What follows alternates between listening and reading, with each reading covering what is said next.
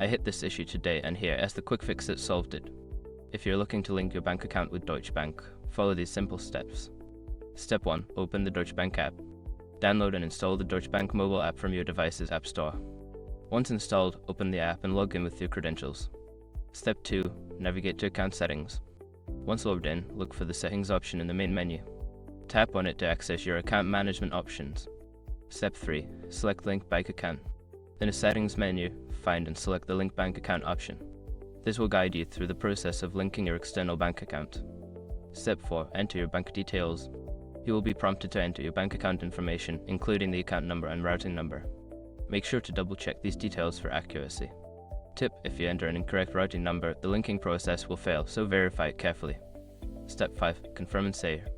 After entering your details, review the information and confirm the linking process. You should receive a notification once your bank account is successfully linked. Now you're all set. Linking your bank account with Deutsche Bank is straightforward, and you can manage your finances more easily. If you have any questions, feel free to ask.